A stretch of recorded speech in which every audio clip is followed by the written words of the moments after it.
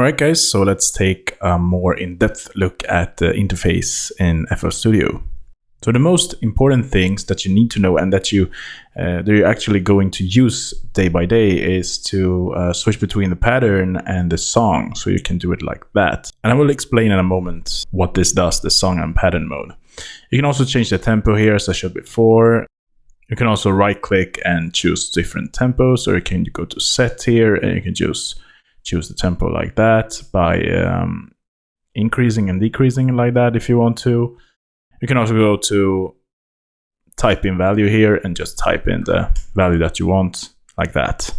And as you can see on all of the things I hover here, you can see this little window here or this little section here in FL Studio where everything is explained. So as you can see, it tells you that this is the typing keyboard to piano keyboard, for instance, and this is scrolls to reach time markers, for instance, and so on and so forth. So you can also see the different key commands for that, for the function that I'm hovering over here. You can see Command B there, for instance.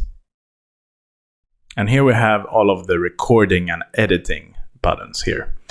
And here are all of the Windows buttons. And there's the pattern selector as well. You can also rename the pattern here. So let's say that we want to rename it as test. And you can also drag up and down here to select the different patterns. So as soon as I do that, you can see that it's adding a pattern to the playlist. It may not make any sense to you right now what these patterns does and why it shows up in the playlist, but I will explain that more in depth in a while. I will also create a full track in this course, so you will see how I use the playlist and use the different patterns as well. So I think that will make a lot more sense to you when you're watching me create that track live.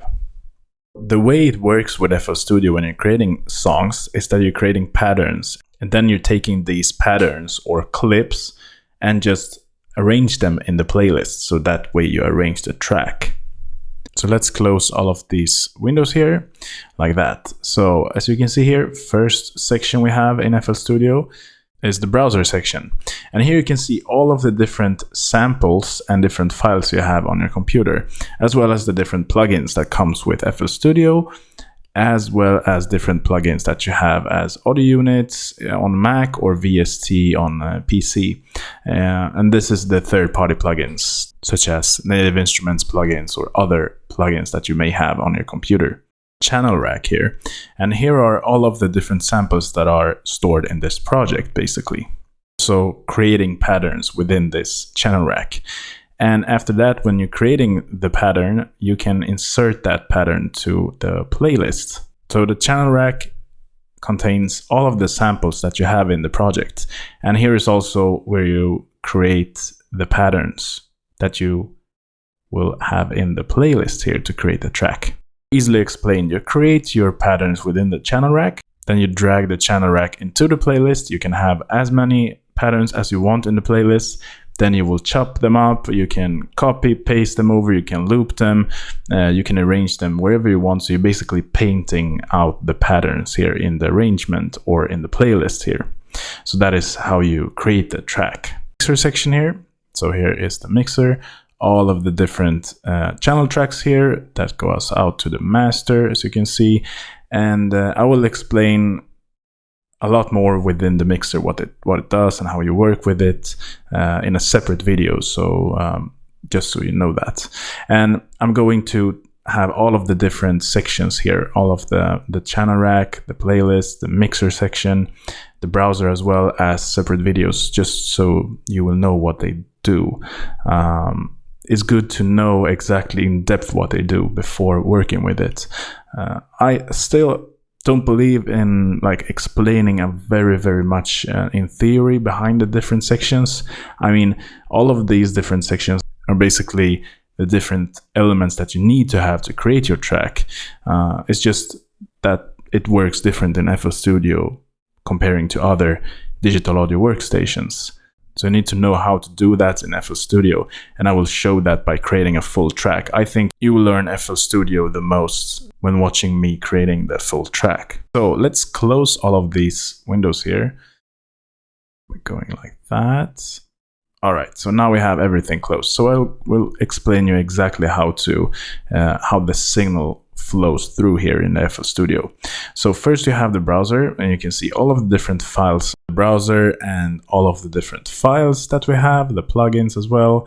As you can see here, this is the current project, so you can also search for different patterns, effects, generators, and the history, what you have done in the current project here as well.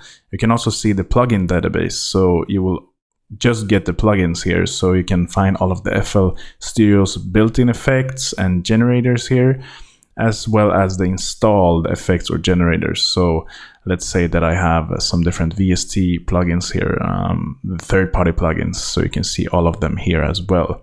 And you just double-click on the plugin to load it up as well. So if you go to the browser here, and you go to all, so you can see the same thing here as well as here. You can also create a new snap, so you can create your own view of the different things that you want to have in the browser. But if you go back to all, you can also search for different samples that we have here in the browser as well. If you want your own folder here, as you can see, there are different preset folders here. You can add them in. So let's say that I have a sample pack folder on my hard drive. You can add that to the browser here as well. So you do that by go into options and file settings, and here you can see browser extra search folders. So here I can just press the folder and just find, let's say, a sample pack. All right, so I want that sample pack, or let's say that I want the full sample pack folder. So I'm opening up like that. I can also choose a folder inside of the folder. So let's say that I want Deep House Top Loops folder here as well. So now I can also choose a browser name here if I want to call it something else than the folder. But let's have it like that. And now I can see this is you can expand them like this, like that. So that is very nice to use. And the browser in FL Studio is amazing. It's very fast, it's very quick, it syncs with the tempo if you're working with loops and other stuff like that. So that is very nice. The way the signal flow works in FL Studio is that you choose your samples here in the browser. So let's say that I want to use this sample here.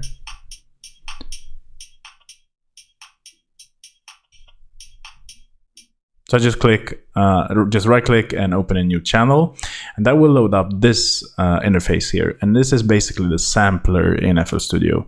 You can see the sample, you can browse it like that. You can also drag it like that. You can reverse the sample, normal.